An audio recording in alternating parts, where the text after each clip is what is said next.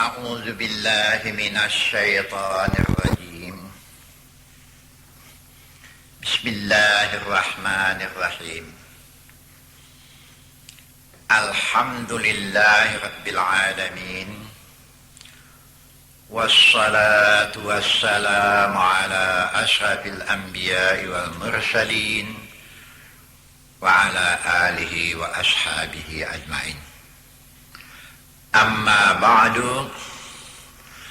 Assalamualaikum warahmatullahi wabarakatuh. Saya teruskan apa yang saya sampaikan tadi, bahwa di dalam surat Bani Israel dimulai dari ayat yang ke-78, 79, 80 ya. Jadi 3 ayat. 78, 79, 80. Ini mengenai sembahyang tahajud di samping sembahyang-sembahyang yang lain. Jadi bukan tahajud saja, tahajud baru ada kesannya yang baik kalau sembahyang yang 5 waktu itu dipelihara, kalau tidak juga. Itu yang dimaksud oleh ayat ini. Bunyinya begini: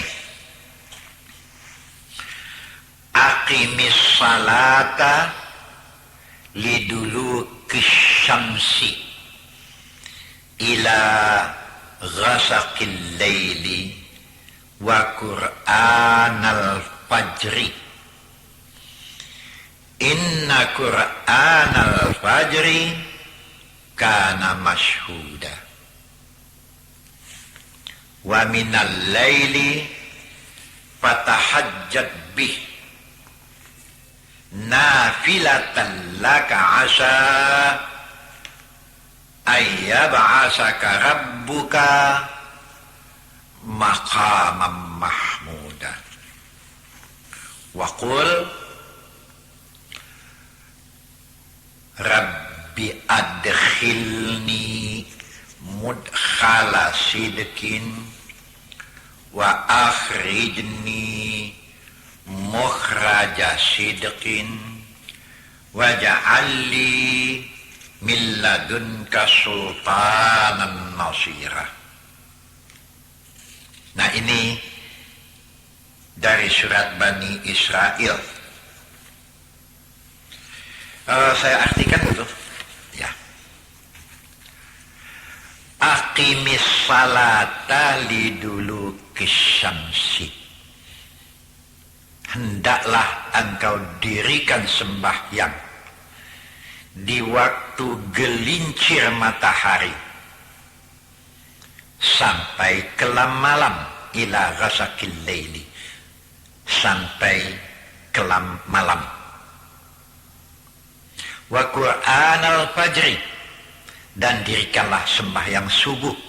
Qur'anal fajri maksudnya sembahyang subuh. Inna Qur'anal fajri kana mashhuda, sesungguhnya sembahyang subuh itu disaksikan. Maksudnya malaikat menyaksikan.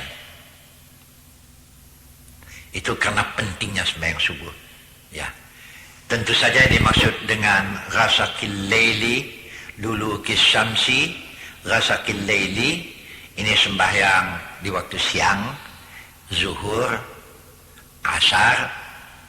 Kemudian yang dimaksud dengan ila ghasaqil laili di waktu malam, itulah dia maghrib dengan isya, barulah masuk Quran al-Fajri, itulah subuh. Baru datang ayat yang ke-59. Saya perbaiki, 79 ya, 79. Yang tadi 78. Wa minal laili fatahajjat bih nafilatan laka asa ayyab'asaka rabbuka maqamam mahmuda. Dan di sebahagian waktu malam. Hendaklah engkau sembahyang tahajud sebagai sembahyang sunat untuk kamu. Dengan demikian nanti Tuhan kamu akan membangkitkan kamu ke satu tempat yang terpuji, yang terhormat. Allah naikkan derajatmu, ganjaranmu, kehormatanmu. Ya, memang banyak sekali pertanyaan yang timbul ya mengenai sembahyang tahajud ini. Sembahyang tahajudnya apa? Mesti tidur dulu baru sembahyang tahajud. Ada yang mengatakan begitu. Sebetulnya di Quran, di ayat ini hanya dikatakan waktu malam. Maksudnya waktu malam di sini bukan jauh di tengah malam tidur dulu. Di Quran tidak ada. Tapi saya juga dapat memahami. Kalau kita mau sembahyang tahajud itu 3:30 pagi atau pukul 3 pagi, jangan terlalu mengantuk, ya tidurlah dulu. Ini dapat. Tapi apakah sembahyang tahajud di tengah malam itu, Ustadz, mesti pukul 3:30 atau pukul 3 jauh di tengah malam, sepertiga malam terakhir? Oh, tidak mesti. Di dalam Quran hanya di waktu malam. Jadi walaupun tidak tidur dulu tidak soal. Habis nonton TV 11:30 barangkali ya, ambil uduk mau tidur, bantai sembahyang tahajud. Bacanya macam biasa saja ya. 2 rakaat 1 salam. Kalau bisa tambah 2 rakaat 1 salam. 2 rakaat 1 salam.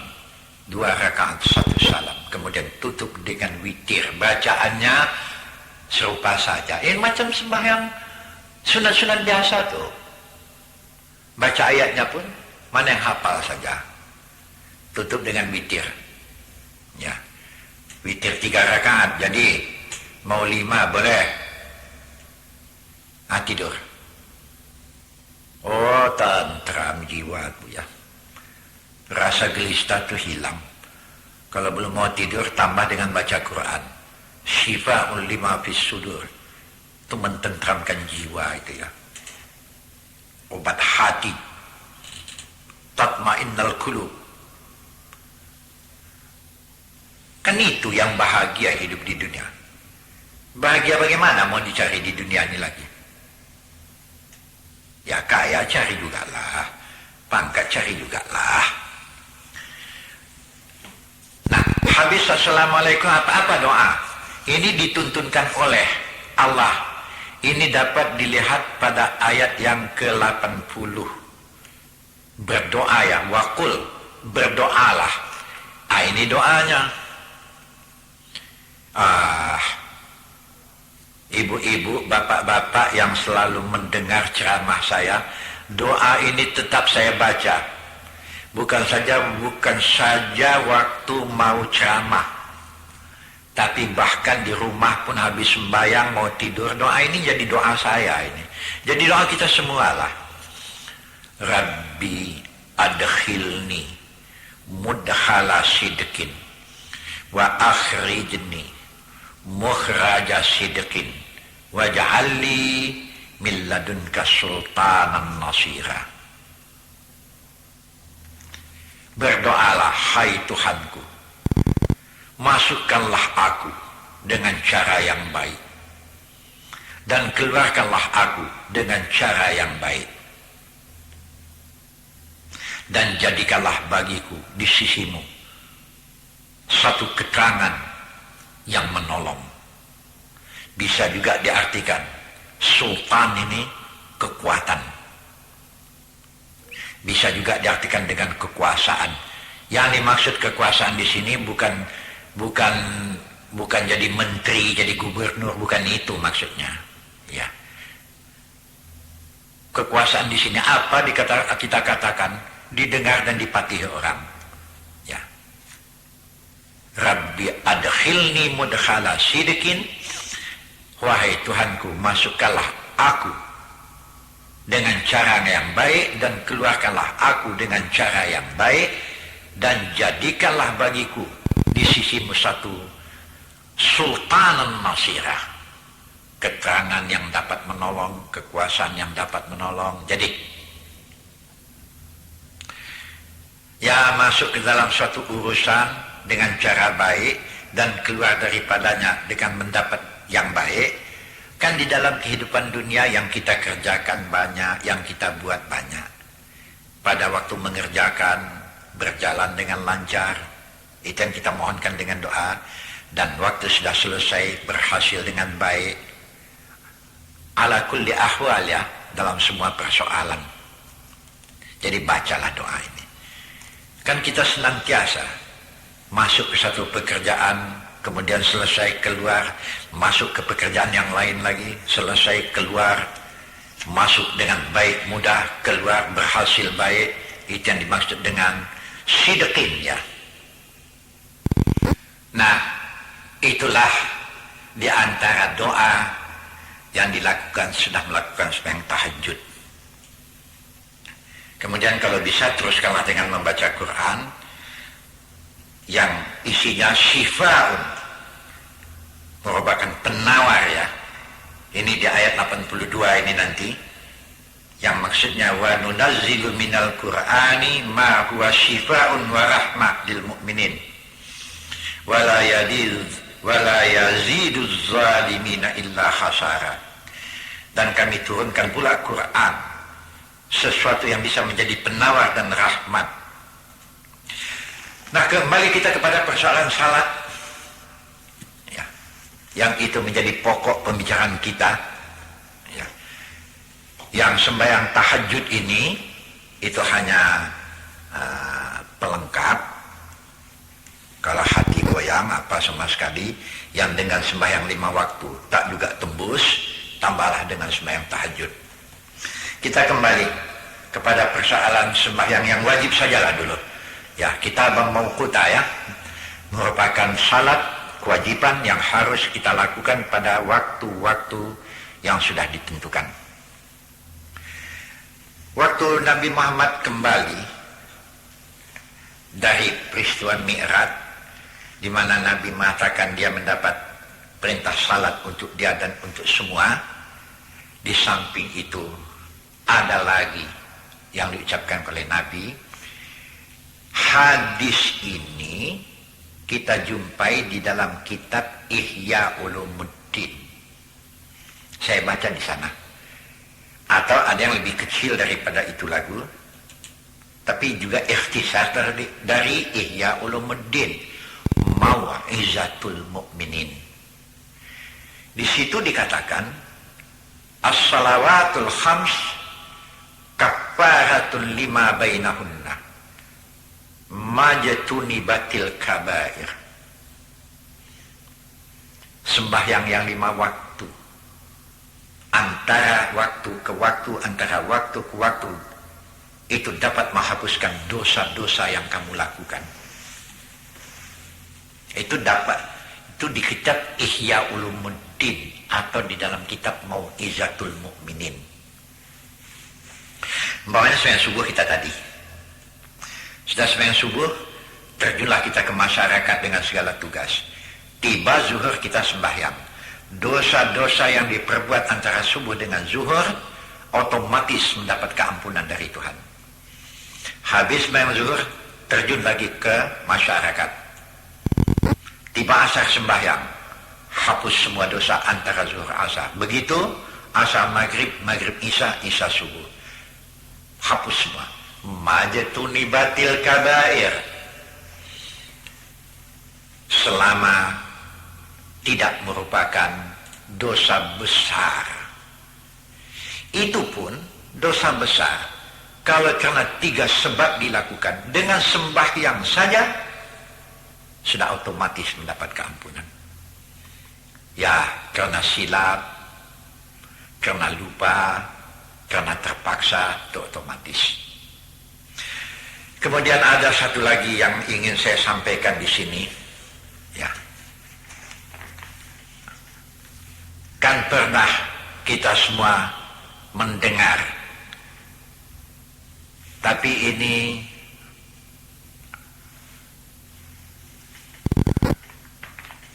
lupa saya di ayat mana ini, tapi nanti kalau ingat saya tunjukkan di mana ayatnya. Yang sekarang hanya hafal saja, tapi di mana ayatnya kurang ingat saya. Tapi pasti Al-Quran yang mengatakan inna salata tanha anil fahsya'i wal munkar. Jelas itu Quran ya, tapi aduh sayang sekali di mana, di surat mana lah ini ya. Sabarlah ya, nanti saya cari. Mudah-mudahan dapat nanti. Tapi pasti Al-Quran yang berbunyi inna salata tanha anil fahsya'i wal munkar. Salat, maksudnya salat yang 5 waktu, dapat ditambah lagi dengan salat-salat sunat tentu lebih hebat. Tanha anil fahsya'i wal munkar. Salat itu dapat mendinding, membenteng engkau dari segala yang fahsya dan dari segala hal-hal yang mungkar. Dapat membenteng, dapat memelihara. Waduh, saya punya pengalaman lah dalam soal ini ya. Ada 2 pengalaman yang besar sekali yang saya alami dengan as-salah tanha anil fahsya'i wal munkar ini. Salat dapat membenteng manusia itu daripada yang mungkar, daripada yang tidak baik, daripada yang keji. Di antaranya ada riwayat yang terpanjang, tapi riwayat yang terpanjang ini tidak mungkin sekarang saya sampaikan, nantilah. Tapi yang pendek saja karena waktu sudah terbatas kali ini. Saya dulu waktu masa tahun 45, saya di Hizbullah di Medan Timur ya. Orang Medan semua tahu dengan masjid di Medan Timur yang kena dinamit itu ya. Dipasang dinamit oleh tentara Gurkha bersama tentara Belanda. Tentara Gurkha ikut kemari. Ditanam dinamit di masjid Medan Timur, diledakkan, runtuh itu sama sekali. Itu terjadi menjelang subuh, malam itu terjadi, jauh tengah malam. Kami atau saya dengan beberapa teman saya, kami kan selalu bergorila malam itu, ya, mengacau ke kota malam, beroperasi malam itu. Wah, waktu itu saya masih muda keadilah. Jadi karena mengantuk, kami masuklah ke masjid itu. Masuk ke dalam masjid. Bukan. 6 orang kami ya, waktu itu 6 orang. Saya masuk 1. 6 dengan saya lah. Rupanya masjid Medan Timur itu sudah dikepung. Terbangun salah satu daripada teman saya ini. Membangunkan saya, Mahyar. Mati kita nih Mahyar. Kenapa? Tengok, betul lah pula. Tentara Gurkha memasang dinamit itu. Ya, saya hanya teringat di mana Nabi Muhammad waktu mau hijrah ke Madinah terkepung. Beliau melakukan tahap sembahyang. Saya bilang, mari kita menyerah diri kepada Allah. Iyyaka na'budu wa iyyaka nasta'in kita praktikkan. Walaupun hati waktu itu menggeletar di dalamnya. Kami tidak ambil wudhu. Bagaimana ambil wudhu keluar masjid? Bertayamum saja kami. Tayamum kami. Bersujudlah. Memang lain juga ya. Orang yang dalam keadaan yang macam itu, sujud kepada Allah itu penyerahan diri bulat lah. Sujud kami. Mohon perlindungan. Dan habis sujud, tidak berimam-imam ya. Masing-masing kami sembahyang. Assalamualaikum. Kemudian mari kita satu-satu keluar, tapi jangan dari pintu yang sama dan jangan serentak. Kalaupun terjadi mati apa boleh buatlah, mati syahid kita ini ya. Senjata dibawa itu bukan ditinggalkan, gendang 2 saja, dikokang terus itu senjata, dan kalau ketahuan ditembakkan. Saya akan mati juga nya.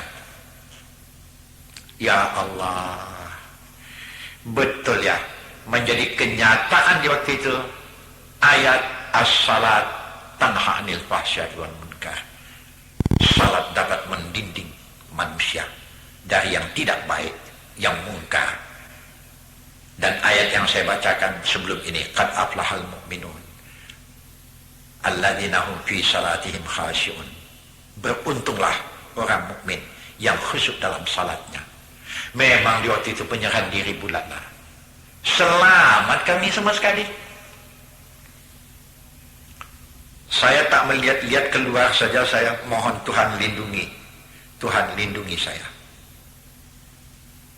Wa ja'alna min baini aydihim sadda wa min khalfihim sadda fa aghshaynahum fahum la yubsirun. Ini di surat Yasin ya. Terdinding muka, belakang, kiri, kanan terdinding, seolah-olah mereka tidak melihat kami. Saya keluar, lebih dulu saya keluar dari kawan-kawan. Lepas di jalan Serdang, di jalan apa nama sekarang, Profesor Muhammad Yamin ya, sekarang masih baru itu, sampai lewat Titi, sampailah ke batas Nun, ke ujung sana, ke simpang jalan Tembung apa ke sana. Oh, bersujud ke Tuhan sebagai bersyukur. Saya tunggulah kawan di situ. Memang kira-kira 2 menit atau 1 menit muncul satu. Oh, berpeluk-pelukan kami sebagai tanda bersyukur ke Tuhannya.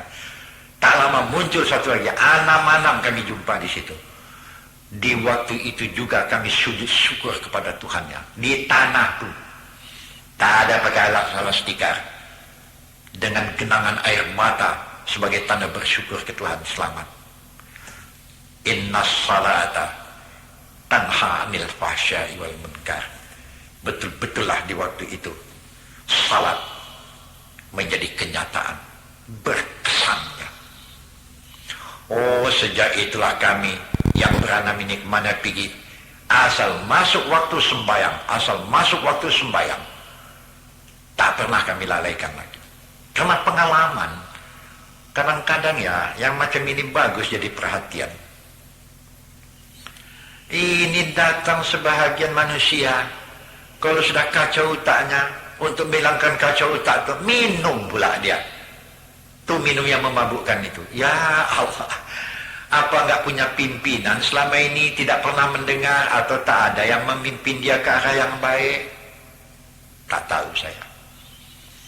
Asal sudah goncang otaknya sedikit, agak kalut hatinya sedikit, beli bir, minum sejadi-jadinya. Oyong-oyong, mabuk-mabuk, merepet tak tentu.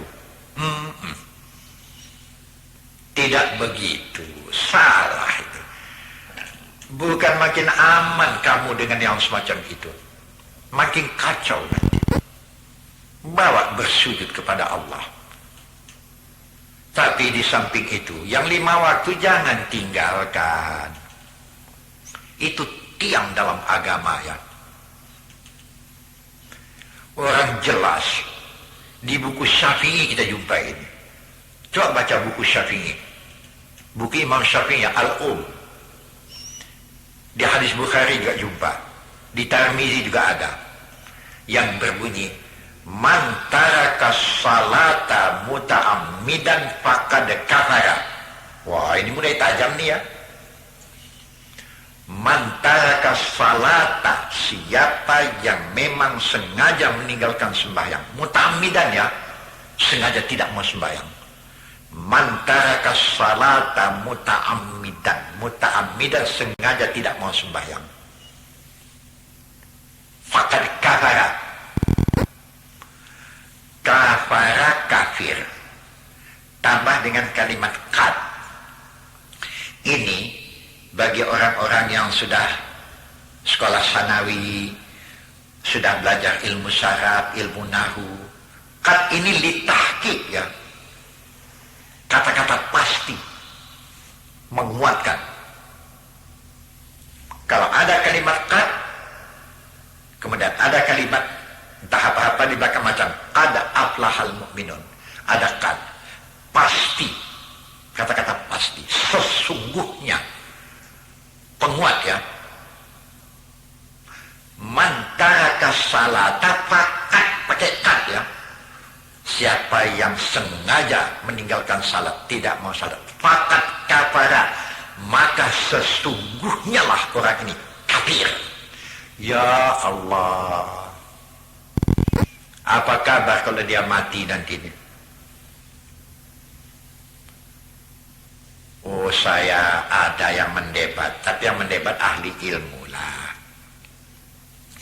Ustaz, apa satu hadis dianggap dia sahih atau tidak? Kan tidak bersandar kepada tukang riwayat saja, dan tidak bersandar kepada Bukhari saja. Kan banyak lagi yang lain. Iya, kata saya. Dan yang pasti, satu hadis, walaupun siapa meriwayatkannya, tapi mempunyai sandaran kepada Al-Quran, itulah yang dapat pasti dijadikan pegangan. Betul. Jadi ini kata-kata Ustadz orang yang meninggalkan salat ini kafir ini ada sandarannya kepada Al-Quran. Wah, perbaikilah bahasa itu. Ini bukan kata Ustadz, ini hadis Nabi ini. Iyalah katanya. Ada sandarannya Quran? Ada, kata saya. Kenapa tidak ada? Kalau tidak ada sandarannya kepada Al-Quran, saya tidak berani menyampaikan begitu tegas. Itu pun yang saya sampaikan, ini hadis Nabi ini. Apalagi sudah punya sandaran kepada Al-Quran. Apa yang tak hebat? Sebelum saya sampaikan mengenai hukum kafir orang yang tidak salat, saya pikir saya dahululah. Semua kita barangkali membacanya ini ya. Coba nanti baca. Allah, tuh di surat Alif Lam Mim tuh. Alif Lam Mim, zalikal kitabul la raiba fihi hudal lil muttaqin alladzina yu'minuna bil ghaibi wa yuqimunas salata. Satu alasannya, zalikal kitabu, Alkitab di sini Al-Quran. Ini di surat Al-Baqarah nih, sesudah surat Fatihah, itulah dia. Alif Lam Mim zalikal kitabu. Satu lembar saja, buka halaman pertama pun. Itu Alkitab la raiba fi. Jangan ragu-ragu, jangan bimbang. Bahasa isinya kalau dipatuhi adalah sebagai pimpinan dan petunjuk bagi orang yang muttaqin. Siapa itu orangnya? Alladzina yu'minuna bil ghaibi. Satu, mereka yang beriman dengan yang gaib. Ya, macam peristiwa hari berbangkit itu kan gaib sama kita itu. Malaikat maut menjemput. Sampai sekarang kita yang masih hidup sekarang kan tak pernah melihat malaikat maut. Apalagi mengenai alam barzakh. Alam barzakh, kemudian mengenai alam kubur, alam mahsyar, ini kan gaib. Ya. Tapi itu tidak cukup. Buktikan imanmu itu dengan wa yuqimunas salata, dengan mendirikan salat. Di samping wa mimma razaqnahum yunfiqun. Kalau ada rezeki yang diberikan Tuhan kepada kamu, sebahagian infakkan.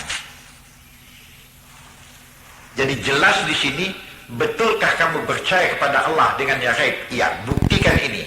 Buktinya apa? Wa yuqimunas shalah. Dirikan salat. Kalau tidak salat bagaimana? Oh, nanti akan saya bacakan pada waktu yang lain bagaimana akibat orang yang tidak salat. Akibat-akibatnya. Yang ini sampai di sini saja ya. Assalamualaikum warahmatullahi wabarakatuh.